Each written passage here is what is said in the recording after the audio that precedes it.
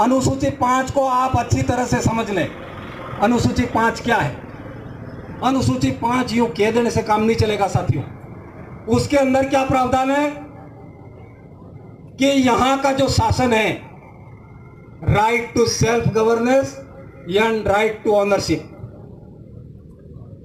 आदिवासियों का स्वशासन यानी आदिवासियों का राज, और मालिकाना अधिकार राइट टू ओनरशिप यानी जमीन का जो मालिकाना अधिकार।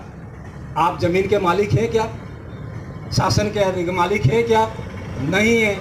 मालिक हैं ऐसा संविधान में लिखा, लेकिन घर का जो मालिक है वो आंगन में बैठा हुआ है, और जो बाहर से जो लोग आए वो घर के अंदर कब्जा करके जो बैठे हुए हैं। इन लोगों की पहचान करने की आवश्यकता है।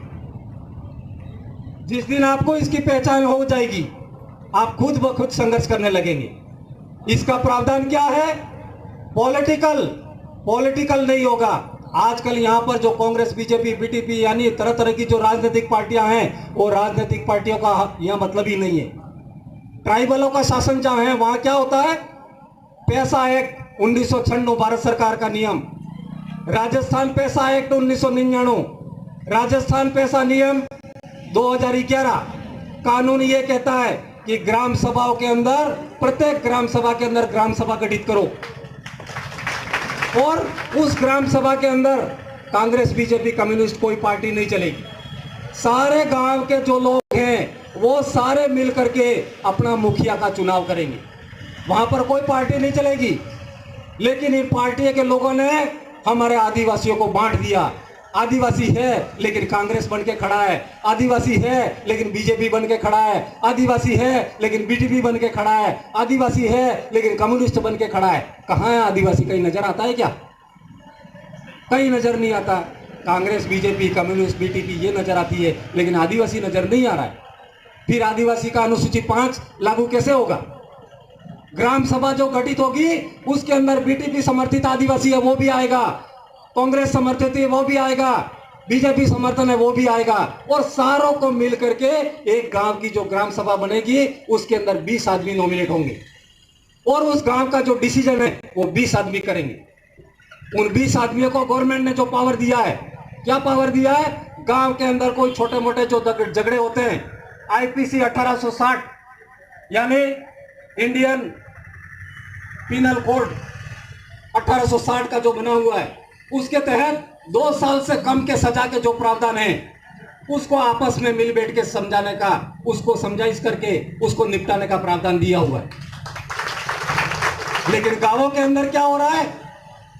पुलिस वाले जो हैं, पुलिस बंधु भी यहां पर बैठे हुए हैं, वो बुरा नहीं माने, क्योंकि इनको भी इस बारे में जानकारी नहीं है। जानकारी नहीं है उसका उदाहरण मैं बता देता हूं। डूंगरपुर साबला के अंदर जब ऐसा मैटर आया, तहसीलदार साहब, थानेदार साहब, इन सारों को पैसा एक्ट के बारे में जब हमने आरटीआई के तहत सूचना मांगी, इनको जानकारी नहीं मिली। हमने आयोग को लिखा, जयपुर में आयोग को लिखा, तो आयोग ने उनकी पेशी कर दी जयपुर में। तो वहां पर जाकर के क्या बोलते हैं? हमको इस कानून के बारे में जानकारी नहीं है। इनको तो सिर्फ ये चाहिए कि पैसा कहां मिलता है, ये चाहिए। 2 आदिवासी झगड़ते हैं, परिवार के अंदर 2 आदमी झगड़ते हैं, तो झगड़ा 2 का है, लेकिन 12 आदमियों का नाम इसके अंदर लिखा जाता है। ये भी था, ये भी था, ये भी था। फर्जी मुकदमा बना करके हमारे लोगों को वहां पर बुलाया जाता है, और बुला करके फिर कहते हैं 1000 रुपये तूला ना, 1000 रुपये तूला। पैसा एक्ट वहां चल रहा है भाई, पुलिस थानों के अंदर पैसा एक्ट चल रहा है। गांवों के अंदर कहां पैसा एक्ट है? पैसा एक्ट गांवों के अंदर चलना चाहिए, पुलिस थानों के अंदर पैसा एक्ट नहीं चलना चाहिए। इसलिए हमने अभी जो मांग पत्र रखा है उसके अंदर हमने लिखा है, प्रत्येक पुलिस थाने के अंदर जितने भी जो कर्मचारी कार्यरत हैं, कांस्टेबल, एसआई, थानेदार, एसपी, जितने भी जो शेड्यूल एरिया के अंदर प्रत्येक थाने में जनसंख्या के अनुपात में कर्मचारी होने चाहिए। तब जाके हमारे लोगों की वहां पर कोई पैरवी करेगा। वहां पर तुम्हारी बात को कोई सुनने वाला नहीं है।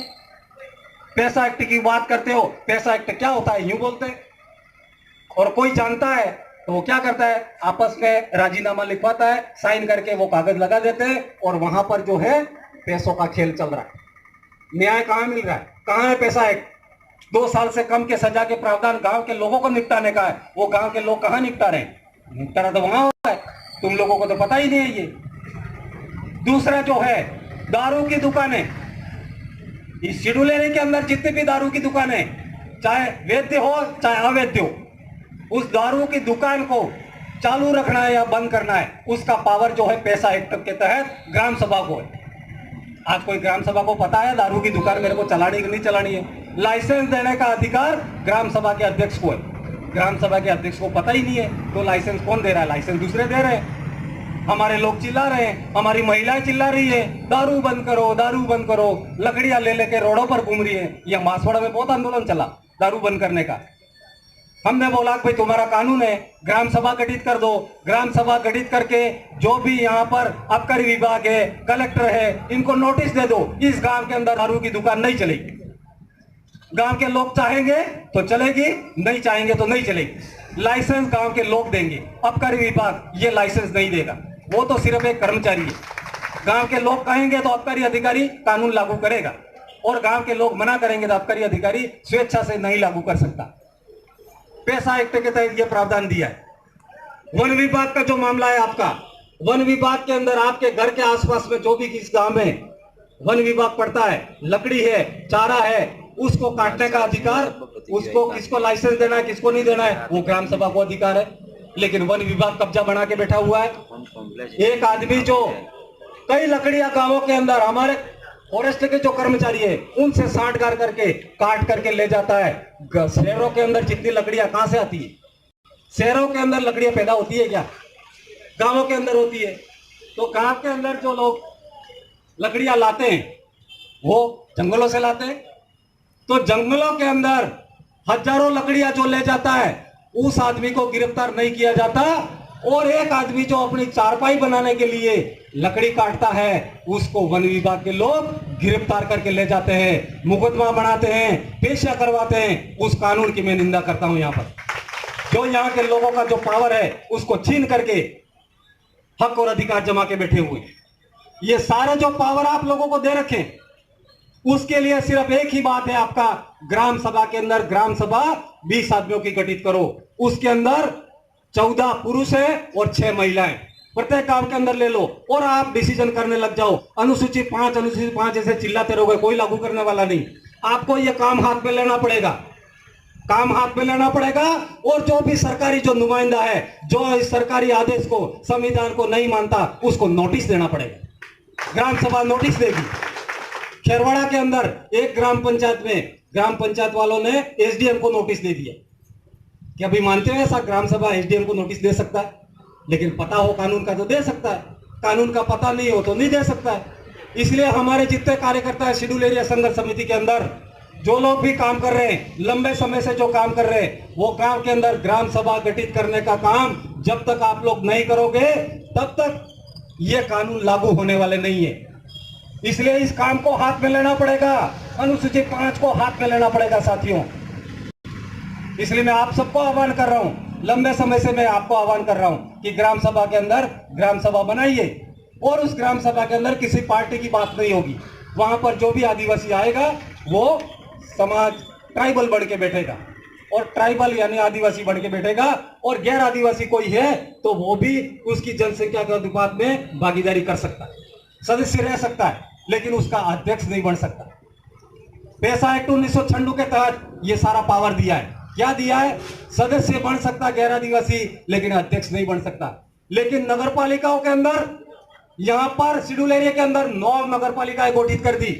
उस नगर पालिका के अंदर शेड्यूल एरिया का जो कानून है वो खत्म कर दिया साथियों।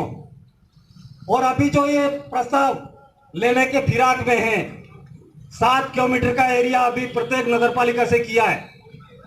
आपकी ये बांसवाड़ा नगर परिषद है, नगर पालिका है, उसका 7 किलोमीटर का जो एरिया में जो लोग निवास करते हैं वहां पर शेड्यूल एरिया का कानून लागू नहीं होगा। ऐसी 9 नगर पालिकाएं कर दी है इस शेड्यूल एरिया के अंदर, और आने वाले समय में और भी नगर पालिका करने के फिराक में है।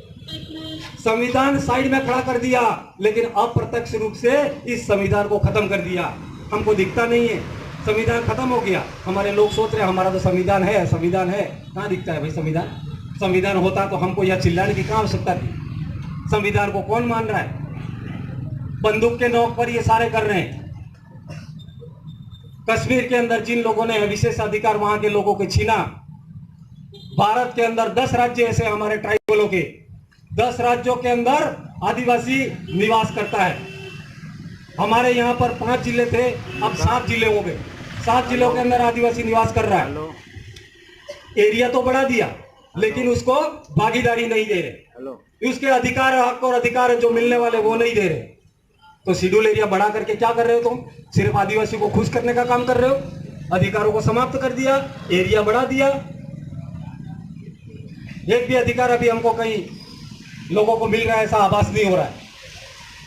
कर्मचारियों का जो मामला मेन है, उसके अंदर लोग होंगे तो पार्टिसिपेट हमारे लोगों के लिए कोई न कोई पैरवी करेगा। न्यायपालिका में हमारे लोग नहीं है, कई ऑफिसों में जाके देखो हमारे लोग नहीं है, और कुछ लोग हैं तो वो ज्यादा बोल नहीं पा रहे इस बारे में, और हमारी बात को कहीं सुना नहीं जा रहा है। और इसकी सुनवाई करने के लिए हमारे नेताओं के पास जा रहे तो नेता हमारे दूर दूर भाग रहे। तो अब क्या करें हम, आप बताओ? तरीका मैंने यही बताया आपको, ग्राम सभा गठित करो। प्रत्येक गांव के अंदर, शेड्यूल एरिया के अंदर 5000 गांव हैं। कितने गांव हैं? 5000 गांव हैं। 5000 गांव अगर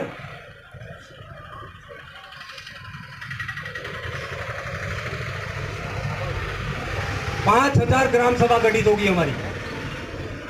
5000 ग्राम सभा अगर पूरी की पूरी गठित नहीं हुई, 50% भी हो गई हमारी ग्राम सभाएं, हमारे एमएलए, हमारे मंत्री नहीं लिखेंगे तो हमारे जो ग्राम सभा के जो अध्यक्ष हैं उनसे साइन करवाएंगे हम, और साइन करवा के हम राज्यपाल, राष्ट्रपति को भेजेंगे। ये काम हम करने वाले हैं साथियों।